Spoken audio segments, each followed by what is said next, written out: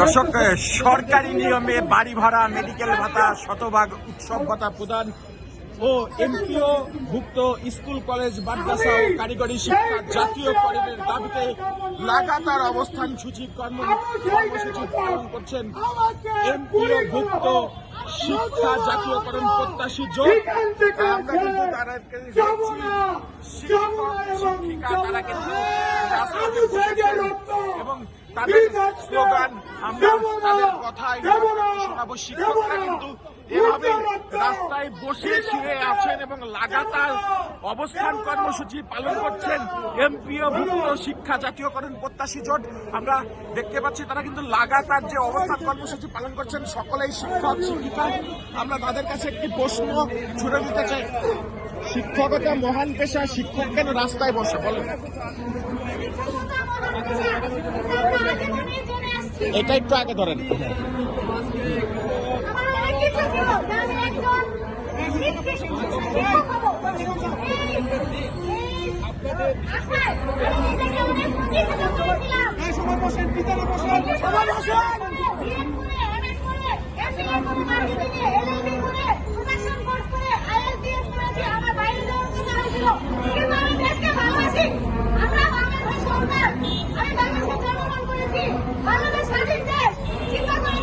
শিক্ষক হলে আমি হব সমাজের মধ্যমণি, আমাকে সবাই শ্রদ্ধা করবে, সম্মান করবে।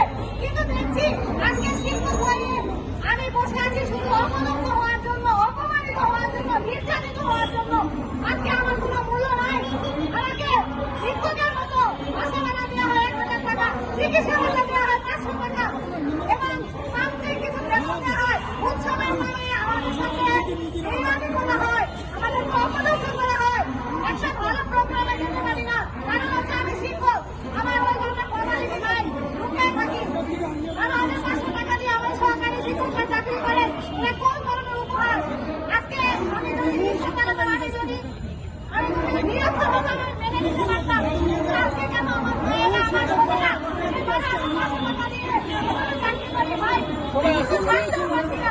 এমন ভাবে শিক্ষকতা পেশাকে ভালো করেছি, বন্ধ হিসেবে নিয়েছি, ইবাদত হিসেবে নিয়েছি। কিন্তু এই দিন দেখার জন্য আজকে দেশের উপদেষ্টারা আমাদেরকে দেখছে না, আমাদের খবর করে তাদের চোখে দেখছে না। তাহলে কেন তারা আমাদেরকে এভাবে অবহেলা করে ফেলে রেখেছে? কেন তারা চাচ্ছে আমরা ঢুকে ঢুকে মরে যাই? আমার মনে হয় এর প্ল্যানিং করছে। এর জন্য তো 8 দিনের অবস্থানের কারণে এখানে মরে যাচ্ছি। এটা আমার বড় লক্ষ্য।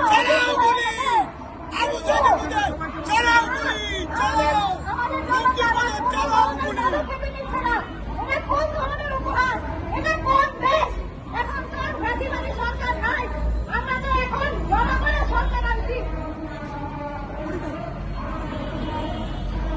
এখন তো জনগণের সরকার। আরে ভাই, আপনি জনগণের সরকার, তাহলে কি আমার সরকার না? তারা কি সেই ফ্যাসিবাদী সরকারের সাথে হাত মিলিয়েছে? যুগে যুগে কালে কালে শিক্ষকরা নির্যাতিত, অবহেলিত। তারা আমাদের শুধু আশ্বাস দিয়েছে। আপনারা জানেন শিক্ষা ব্যবস্থাকে ধ্বংস করে দিয়ে দিয়েছে সেই ফ্যাসিবাদী সরকার। কিছুদিন সরকার তারা শুধু কারিকুলাম পরিবর্তন হয়, আমাদের খাটাতে খাটাতে শেষ। যাই প্রতিষ্ঠানে কিন্তু আসার সময় খাইবা না, আসে না কেন? বাচ্চারা অস্থির হয়ে যায়। কিন্তু ভাই এমন কাজে আমাদেরকে জর্জরিত করে রাখে, আমরা বাসায় ফিরে আসতে পারি না। প্রতিষ্ঠানে যাওয়ার সময় থাকে কিন্তু আসার সময় নাই। ভাই পেটে দিলে রুপি দেশ হয়, বেশিরভাগই সরকার